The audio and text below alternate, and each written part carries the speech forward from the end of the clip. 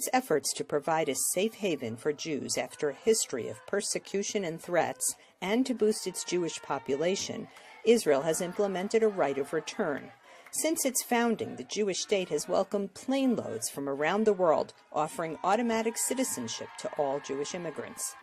90-year-old Nellie Gruskat made a sudden decision to immigrate and join her children already in Israel instead of moving to assisted living in New York.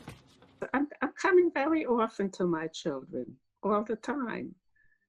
So, well, the corona made me decide I would like to make Aliyah.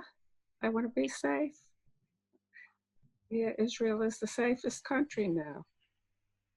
It took me a few days to realize that she shouldn't stay in Brooklyn. There was this funeral home around the corner where all the bodies, right next to her house, where all the bodies were piling up, and people were dying every hour in her neighborhood in Brooklyn.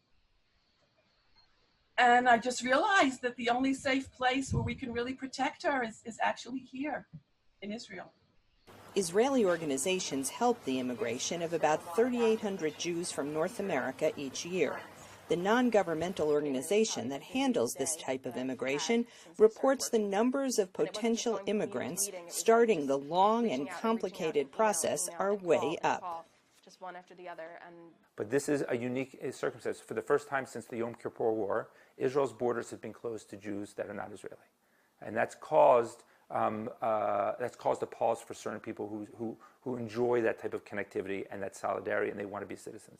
For the first time in many people's lifetimes, the world stopped, and that's caused them to pause and recalibrate a little bit. As part of the first group flight of more than 50 people during the coronavirus crisis, Esti Brukim arrived last week and described the flight for Olim, or immigrants. It was definitely surreal. All the flight attendants were wearing full-on hazmat, what looked like hazmat suits. And everyone obviously needed to be wearing masks, but I was really surprised that there wasn't more social distancing. It was a pretty full flight.